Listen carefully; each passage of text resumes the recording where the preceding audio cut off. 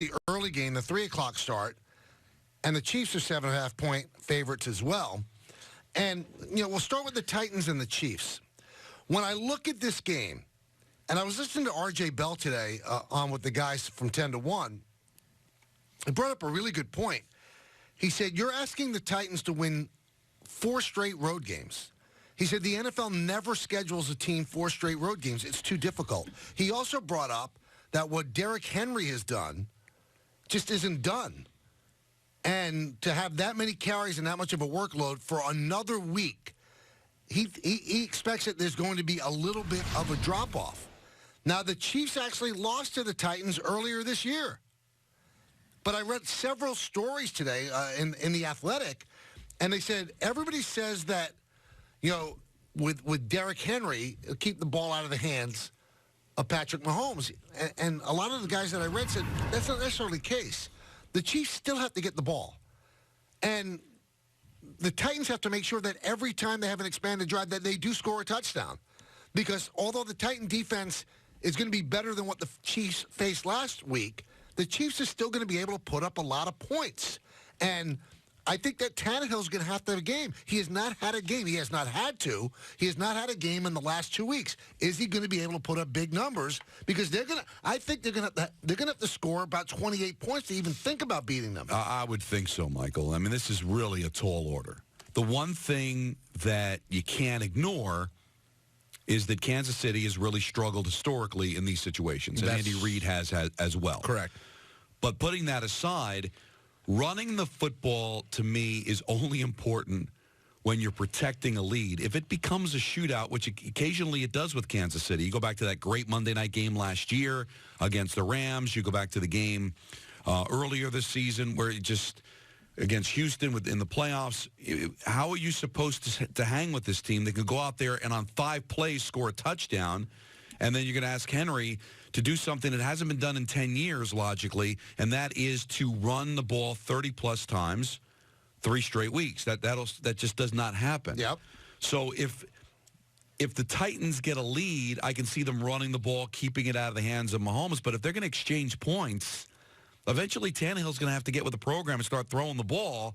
You just can't, play 4 corners football, get a lead, and just kind of milk it. Eventually, your quarterback is going to have to throw to get a first down, start to throw to score some points. And I just don't know if the Titans are equipped to do that in Kansas City, where that the Chiefs can just stumble into 24 points. And R.J. Bell also mentioned another thing. He said that, his people have put together a statistical analysis, and they consider this year's Kansas City Chiefs team the best team of any NFL team in the last 5 years. I know. This where they are right now. Well, and really, the Titans, it's kind of a Cinderella story. And they didn't destroy anybody. I mean, they beat a team in New England that was not the New England Patriots that we know. And it was impressive that they knocked off the Ravens, but they didn't destroy them. The fact that the Ravens lost was the big deal. But, they were up. They started off up 14-0. It looked like they were completely run away. Right. And then the Ravens did hang somewhat close, and they were in range. But it was a dominant performance. There's no denying. Right, but you can be what you want when you're up 2 scores like that. You're up 14-0. You can kind of dictate policy. And especially, that's the key, right? We would all agree this, because from what I'm gathering here, we all sound like we have a similar leaning in this football game. If anyone picks Kansas City at 7.5, would you agree that if you go down 10-0 or more to start that game, you're very concerned you're not covering? I'll tell you one thing. A 10-point lead with Derrick Henry, that's going to be very tough.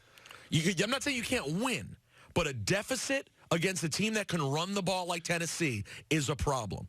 You do not want to be in a hole against Derrick Henry. Unless you can force turnovers. And that's what happened when they lost to them in the regular season.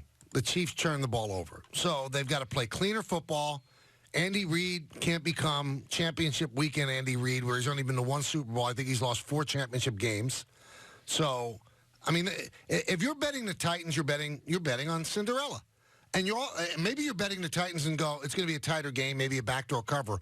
I wonder how many people out there really think the Titans have a chance to win this game.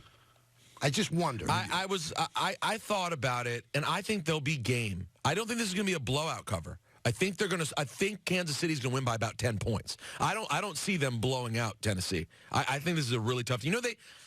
They remind me of the Giants in some ways in terms of the run they're putting together. And if they somehow were to get to the Super Bowl, wouldn't you guys agree, though, the NFL playoffs are weird? And even though Kansas City is clearly the favorite, with the way the NFL is, you can picture Tennessee somehow ending up in the Super Bowl. It's a very Super Bowl-like thing to happen. That you look at that. It would be a giant-like run. It would be a giant-like run. And you look back at 2020 and go, remember when Tennessee ended up in the Super Bowl? They did it once before. I mean, granted, that team was more loaded, at least on paper.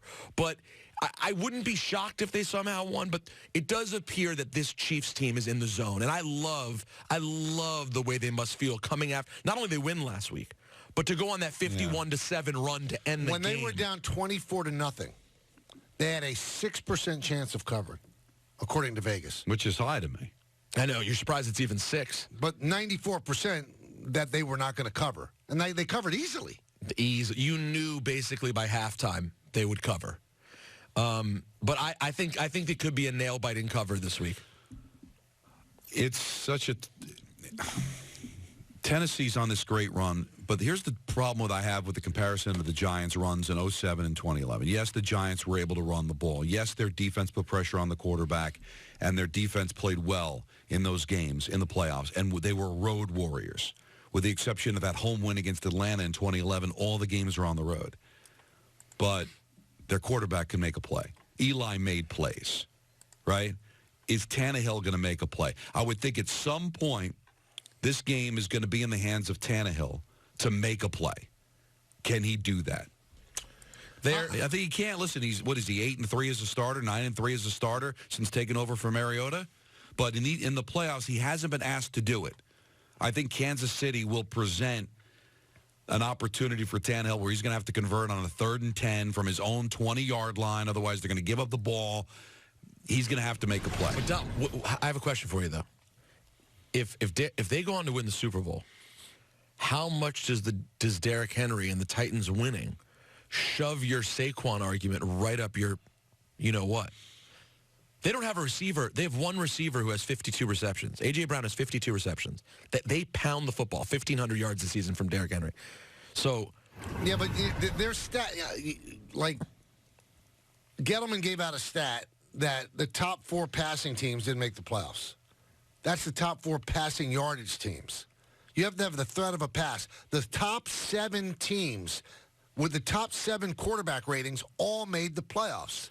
So you have to have a really proficient quarterback. They do have the threat of a pass, and Tannehill's been good. Right, but like you can't just have Walter. You can't deny that. You can't have Barry Sanders and get to the playoffs and win a Super Bowl. Not if your quarterback is Rodney Peete. Right. No, apparently not. But with this team as presently constituted, there's no doubt if they were to win, Derrick Henry's the MVP of everything. Right. Well, he's the reason they would win the Super Bowl. All right, a couple of things at play here. Number one, if it was so much about Henry, then what did they bench Mariota in the first place for? He's making all that money. And Mariota's numbers were not bad when he was benched. Yeah. You look at his QB rating, it was not awful. So the quarterback still has to play well. Of course. Maybe not in the 2 playoff games, but again, if this team's, I guarantee you, if this team wins a Super Bowl, Tannehill's going to have a game. He's going to have to make a play. This might be the game. All right, I think this is the moment. If they win this game, it's not going to be Tannehill throwing for 78 yards and Henry rushing for 220. He's going to have to make a play. He's going to have to do some things. And also, Henry's different than Saquon. To Michael's point with Barry Sanders, that's true. I can give Henry the ball, and he kind of just moves the pile. He drives it. Saquon is a cut and slash and speed guy. That's why I didn't understand what Gettleman said. You got to be able to run when it's cold and the muck and the mire. Punch him in the face. Listen, I love Saquon, but he's not the kind of guy that's going to just run the ball every time, just right in the middle when there's no holes and drag people down. Saquon will give you a drive occasionally where he sets you up, you run him on 1st and 2nd down, and then you're at 3rd and 16. How often does Derrick Henry set them up for a 3rd and 15? And people always rip me about, I mean, I love Barry Sanders, but the pedestal that he's put on, there are a lot of no gain, 28 yards, no gain. No, that's not Derrick Henry, as Don said. Derrick Henry's You're going huge forward. chunks of yardage. I love Barry Sanders. He was a non-entity at the goal line. Couldn't use him, right? Because they put 8 men in the box, he's not driving through a non-hole. The other thing is there were certain games, they're going to Lambeau, and it's 0 degrees outside, and it's icy and it's snowing, no Barry Sanders, because you can't cut that way. Yeah, and it's the difference. It's even though I always, as a kid, of course, I revered Sanders so much more than Emmett, but Emmett was so much more vertical. You know, he went straight to the hole. Barry danced back there, and you're right. That is the difference with Derrick Henry. He is moving forward constantly. I think that the Chiefs, if they're going to blow out Tennessee, then they will slow down Henry. Like they'll keep him to about 100 yards, not 180 or something like that. And the Chiefs are not great against the run. They're much better against the pass. But Spagnuolo's a pretty good defensive coordinator. They could come up with something. You're not going to stop him, the old Dan Patrick line. You're going to hope to contain him. Don't let him go off like he's gone off in the first 2 games. Let him get his yards, but contain him. I think that they could do that. If he has a huge game, I still think the Chiefs win.